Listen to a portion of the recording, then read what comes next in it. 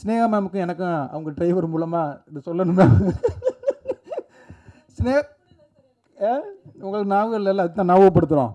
பயங்கரமாக நான் ஆட்டோகிராஃபை விட்டு வெளில போனதுக்கு ஸ்னேகா மேம் தான் காரணம்.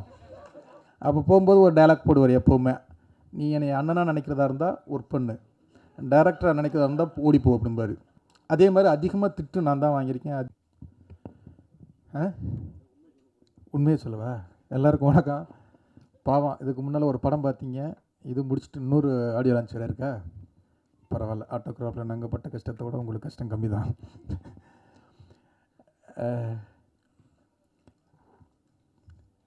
தெரில, இன்றைக்கி இந்த ஃபங்க்ஷன் உள்ளுக்க வந்ததுலேருந்து, அதான் பிளாக் பாண்டியை பார்த்ததுலேருந்து நிறைய ஞாபகங்களை வந்து அதில் ஒரு பாட்டு இருக்கும்ல, அந்த மாதிரி நிறைய ஞாபகங்களை அவங்க ஸ்னேகா மேம் உள்ளுக்க வரதாக இருக்கட்டும், ஒவ்வொரு ஆளுக்குமே எங்கள் டேரக்டரை பார்க்கும்போது அவ்வளவு ஞாபகங்களை வந்து இந்த படம் அவ்வளவு கிளறி விடுது. பேசணும் ஒன்றுமே எங்களை பற்றியும் டேரக்டரை பற்றியும் பேசணும்னா அது ரொம்ப பேசிக்கிட்டே இருக்கணும். அதனால் ரொம்ப பேச முடியாது. இது ஒரு தனி ஷோவாகவே பண்ணலாம், அவ்வளோ பெரிய இது. ஏன்னா எனக்கு வந்து அப்போ வந்து சாருக்கு ஆஃபீஸ் கிடையாது, அவர் வீட்டுக்கு தான் போவோம் எல்லோரும், அங்கே வீட்டில் தான் சாப்பிடுவோம். அப்போ ஒரு நாள் வந்து இந்த ஆட்டோகிராஃப் அவர் சொன்ன டாம் காங்ஸ் நடித்த ஃபாரஸ்ட் கம்ப் அப்படின்னு ஒரு படம் பார்த்தார். இந்த மாதிரி ஒரு படம் பண்ணணும் அப்படின்னாரு. இதுக்கும் சம்மந்தம் கிடையாது. ஆனால் ஒரே வாரத்தில் வந்து அந்த ஆட்டோகிராஃப் மாதிரி ஒரு கதை சொன்னார். அந்த அந்த முதல் நாள் அந்த கதை சொன்ன நாள் வந்து ஞாபகம் இருக்குது. அதுக்குள்ளே அப்புறம் வந்து அந்த மல்லிகாவை நடித்த அந்த பொண்ணு, காலச்சுவடல் வந்து அசிஸ்டண்ட் தாய்மானவன் தான் அந்த பொண்ணை பார்த்துட்டு, சார் இந்த பொண்ணு மலையாளத்தில் நடிச்சிருக்காங்க பாருங்கள் அப்படின்னு சொன்னது முதற்கொண்டு. அடுத்து கோபியா வந்து டெஸ்ட் ஷூட் எடுக்கிறோம். அந்த பொண்ணு அவ்வளவு, அந்த கதைக்கு அவ்வளவு அழகாக இருக்குது. ஃபோட்டோஸை பார்க்குறோம், சூப்பருங்கிறோம். 2 நாள் சென்று இந்த பொண்ணு வேண்டாங்கிறாரு. அதுக்கு 2 அசிஸ்டண்ட் எதிர்ப்பு தெரிவிக்கும். 2-3 பேர் சார் கூட ராஜசேகர்னு சொல்லி அவருடைய ஃப்ரெண்டு ஒருத்தர் இருக்கார். சார் என்ன சொல்கிறாரோ அவருடைய நிழலாக இருப்பார். ஆமாம் அந்த பொண்ணு வேண்டாம் அப்படிம்பார். இந்த பொண்ணு நல்லா இருக்குது அப்படின்னு, ஆமாம்மா நல்லா இருக்குது அப்படிம்பார்.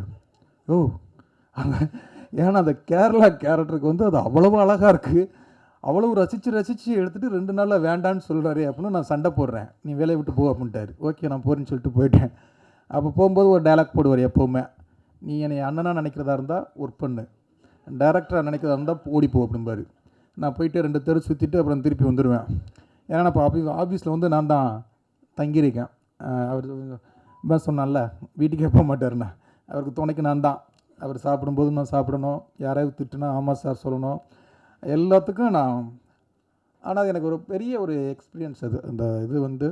ஏன்னா அவருடைய கோபம், வருத்தம், சந்தோஷம், துக்கம் எல்லாத்தையுமே வந்து ஜெகனண்ணன் வந்து அதே மாதிரி அதிகமாக திட்டு நான் தான் வாங்கியிருக்கேன். ஜெகனண்ணனுக்கு அடுத்து நான் சொல்லலாம். ஏன்னா ஜெகனண்ணனுடைய ஜெர்னி பெரிய ஜெர்னி, எனக்கும் டேரக்டருக்குமான ஜெர்னி. அது ஒரு பெரிய கதை.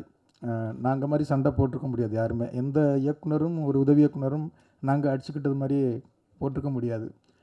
அன்றைக்கி கோவம் வந்து நான் புறப்பட்டு, ஏன்னா அந்த படத்தில் ஒரு 2-3 இடத்துல சண்டை போட்டு 2-3 தடவை கோச்சிட்டு போவேன். அப்புறம் இதே டைலாக போடுவார், அண்ணனா இரு இல்லைன்னா போகும்பார். அப்புறம் திருப்பி வருவேன்.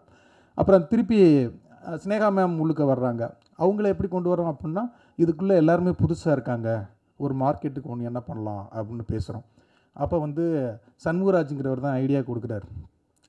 ஆட்டோகிராஃப்னு டைட்டில் வைக்கிறோம், ரெனால்ட்ஸ் பெண்ணுக்கிட்ட வந்து நம்ம வந்து இது வாங்கினா ஸ்னேகா மேம்க்கு அந்த சம்பளத்தை கொடுக்கலாம். ஏன்னா அன்றைக்கி சம்பளம் வந்து ஒவ்வொரு ஆளுக்கும் கொடுக்குறது அவ்வளோ கஷ்டம், பயங்கரமான ஒரு கஷ்டத்துக்குள்ளே வந்து அப்படி ஒரு படம் எடுக்கிறார், இந்த படத்தை எடுக்கிறார். ஏன்னா இந்த கதையை வந்து ராமகிருஷ்ணன் சொன்னது மாதிரி விஜய் சாருக்கு போச்சு, பிரபுதேவா சாருக்கு போச்சு, அரவிந்த் சாமி சார் வச்சு பேசினார்.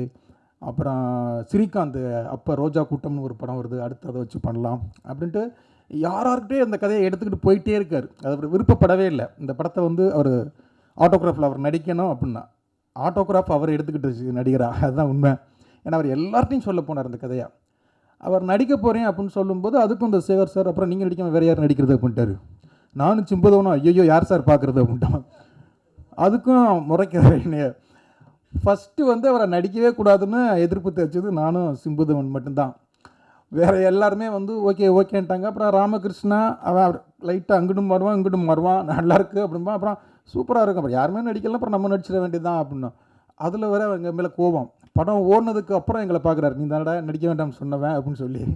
அந்த மாதிரி ஒவ்வொரு எக்ஸ்பீரியன்ஸுமே வந்து செம்மையாக இருக்கும். அப்புறம் ஸ்னேகா மேம் வந்தாங்க. ஸ்னேகா மேமுக்கும் எனக்கும் அவங்க டிரைவர் மூலமாக இது சொல்லணும் மேம். உங்களுக்கு ஞாபகம் இல்லைல்ல, அதுதான் ஞாபகப்படுத்துகிறோம். பயங்கரமாக நான் ஆட்டோகிராஃபை விட்டு வெளில போனதுக்கு ஸ்னேகா மேம் தான் காரணம். போய் மறுநாளே தங்கர்பச்சன் சார்கிட்ட போயிட்டேன். அங்கே தென்றல்னு ஒரு ஷூட்டிங் நடந்துகிட்டு இருந்தது. அவர் என்னென்னா சண்டைனா அவங்க காரணம் கிடையாது, அவங்க டிரைவர் வந்து ஒரு நடுவில் ஒரு வேலை பார்த்துட்டாப்புல. அப்புறம் வந்து நான் என்னென்னா நான் ஆர்ட் டிபார்ட்மெண்ட்டை பார்த்துக்கிறேன்.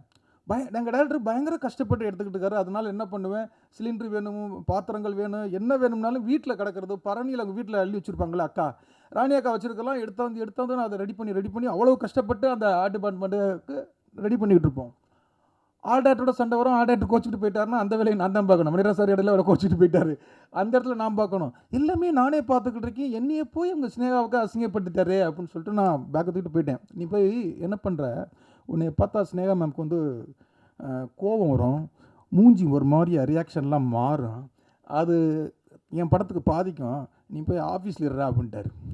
எனக்கு பயங்கரது, இந்த படத்துக்கு நான் இவ்வளவு கஷ்டப்பட்டு நான் இருக்கக்கூடாது, அந்த படத்துல இனிமேல் இருக்கவே மாட்டேன் அப்படின்னு சொல்லிட்டு நான் பேக்கை தூக்கிட்டு போயிட்டேன்.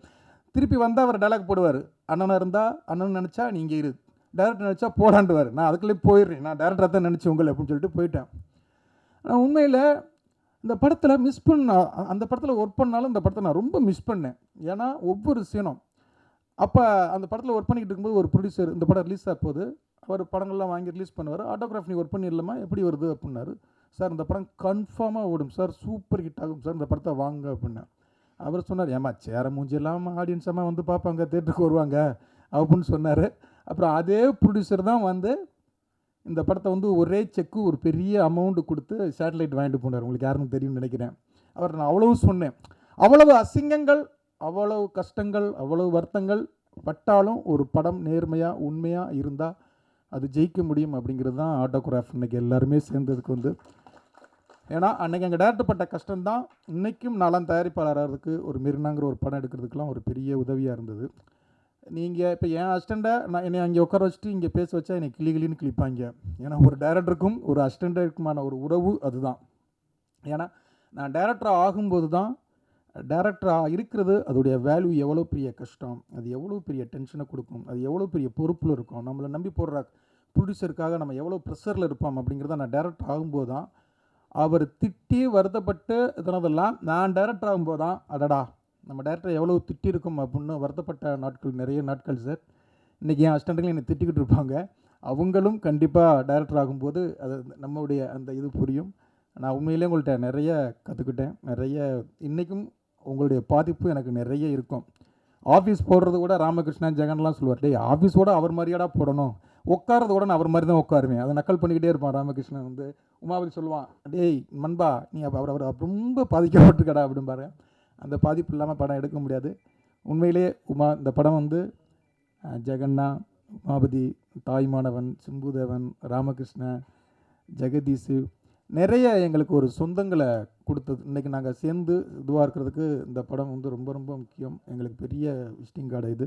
இந்த படத்தை பற்றி பேசணும்னா நிறைய பேசலாம். அந்த பரத்வாஜ் சார் சாங்கு, அந்த பாட்டு வந்து ஃபஸ்ட்டு வந்து எல்லாரும் அவங்க ஸ்னேகா மேம் போட்டிருப்போம்ல, அந்த ஒவ்வொரு பூக்களுமே சொல்கிறது அப்படிங்கிற பாட்டு வந்து ஃபஸ்ட்டு வந்து அவர் வந்து ஒரு ஃபிலிம் டைரக்டராக இருப்பார். வண்ணத்து பூச்சிகளால் கண் விழிக்க, வாய்க்காலோடு மீனோடு நான் குளிக்க அப்படின்னு வரும். அவ்வளவு மாற்றங்கள் இந்த படத்தில் பற்றி பேசலாம். அது கண்டிப்பாக அந்த படம் இன்றைக்கி உள்ள ஆடியன்ஸ் கண்டிப்பாக அதை கொண்டாடுவாங்க. இதுக்கு ஒரு பெரிய சக்ஸஸ் மீட்டு கண்டிப்பாக எங்கள் டேரக்டர் வைப்பார். அந்த சக்ஸஸ் மீட்டில் இன்னும் நிறைய பேசுவோங்கிற நம்பிக்கை எனக்கு இருக்குது. வாழ்த்துக்கள், நன்றி.